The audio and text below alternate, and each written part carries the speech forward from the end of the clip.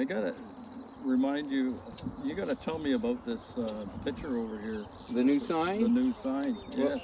Well, it was great this winter. I was contacted by family members of the Big R family, and they were the original family that lived on this farm. Yes. From and a kind 85-year-old descendant of the last Bigger to farm this property, Sandra Bigger, provided me with the family history and a number of other historical documents, and I was able to put pictures that the Big R family provided to me with the history. And it goes right back to the late 1700s when these people immigrated from New Jersey as Yes. United Empire Loyalists. And this farm originally was 350 acres. It went from the lake shore all the way to the escarpment. Over time, pieces were sold off until the last piece remaining was the Big R farm. And then, as you know, the town of Grimsby took it over around 1960, started the Big R sewage lagoons, and that lasted until about 2000, 2001. Yes. And then since then, the land has been allowed to renaturalize as the lagoons were decommissioned. Yes. And then the Hamilton Naturalist Club, since 2017, they've been given permission by the region of Niagara to do wildlife enhancement projects on the property. So that's been my last 4 years, is trying to put an opportunity for nature to come back to this property. And maybe more importantly, Wayne, was to get the Grimsby Waterfront Trail introduced to this property. The town of Grimsby Yes. constructed the trail and the tower, and so we have people coming into this property now every day of the year, and from wide ranges. And it's so rewarding to see families come in, or just individuals to come in and enjoy something which is now in their backyard. Yes. Yes. Before this was, before the year 2000, this was a pretty rural area, but as we know, the development is growing around here pretty quickly. But we were able to capture this piece of 29 acres for tomorrow's nature and children. Bruce, go back to the time just before 1970 when Region came in. Go back to the time and sort of give us an idea of who owned what, and approximately, from the lake to what's the name of the street? Well, it'd be Highway 8 to the south. I guess it'd be Yeah. Well, it wouldn't be quite that far, but certainly to the subdivisions. Yeah, Right? John Bigger, when he was given this property by his father-in-law, Mr. Pettit, Yes. and around 1796, 350 acres extended from the lake shore to almost the escarpment. Yes. And the only road at that time would have been, or pathway really, would have been Highway 8. Yes. And then later on, Baseline Road or Winston Road was constructed. Mhm. And so the Oaks Road was the east boundary of the property. And that's named after a family that the Big R's sold a piece of the property to. The Oaks were on the other side Right. of Winston Yeah. Road. Yes. And everything was rural. This was a solid fruit farm until the QEW came through in the 1930s. It Right. split up all these big farms along the lake shore, and then there was a railway. So the east-west transportation corridors really changed the family farms Yes. that existed below the escarpment.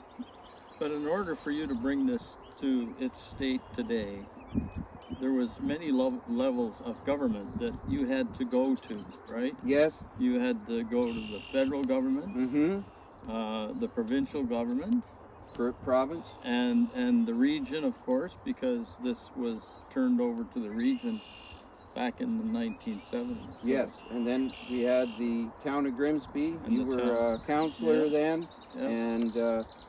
and I can remember you helping out so much because you told staff, would you please answer Bruce's phone calls, because I'm tired of him telling me you won't pick up the phone. That's right. And that's what got the door open for us. Yes. And then there was the Niagara Peninsula Conservation Authority.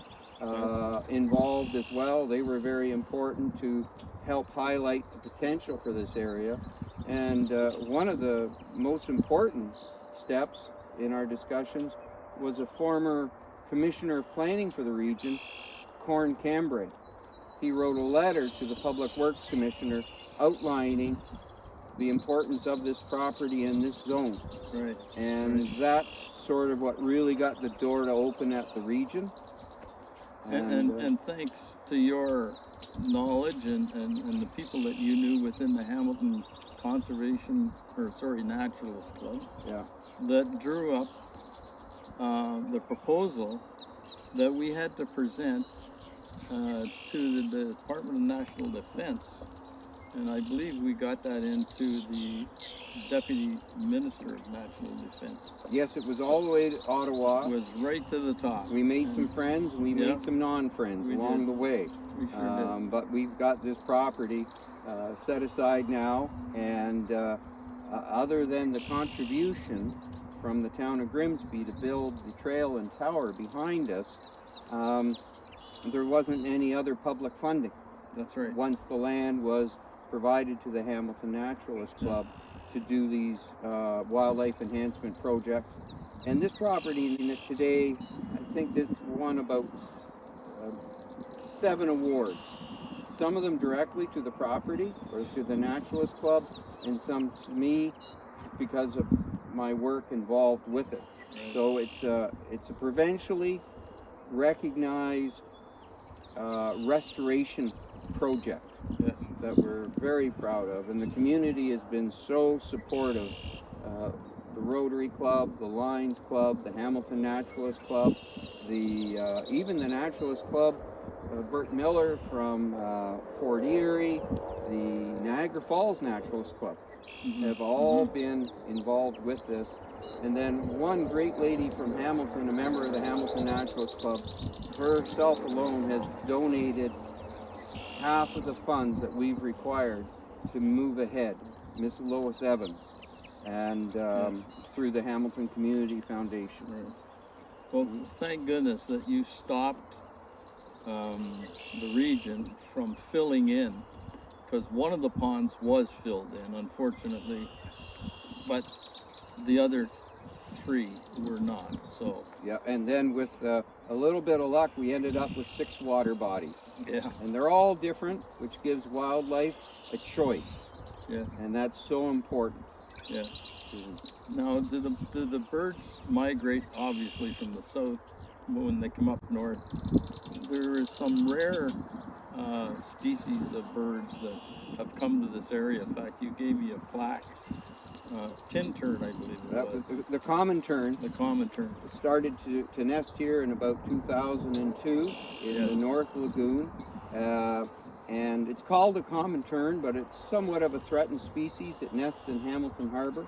And it was the rare species that the bird watchers had been seeing here since the 1960s that really brought it to my attention and to the attention of the Hamilton Naturalist Club. So when we found out that this property was going to be no longer going to be a sewage lagoon or required as one, that's when we put in our request to say, wait a minute, leave the water bodies there.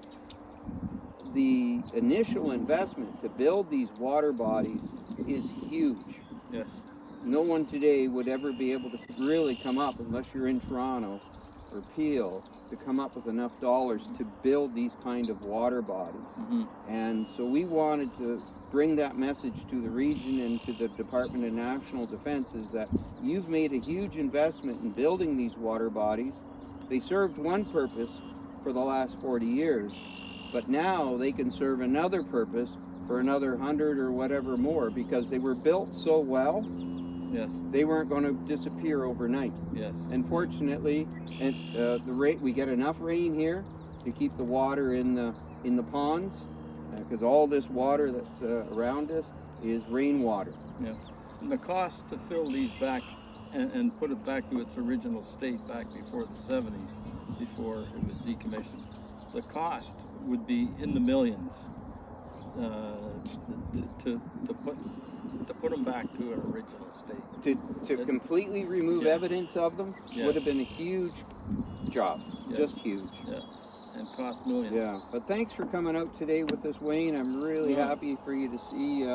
You're the first official Oh my to goodness. see our new winter project with Yeah, the yeah. bigger family farm history.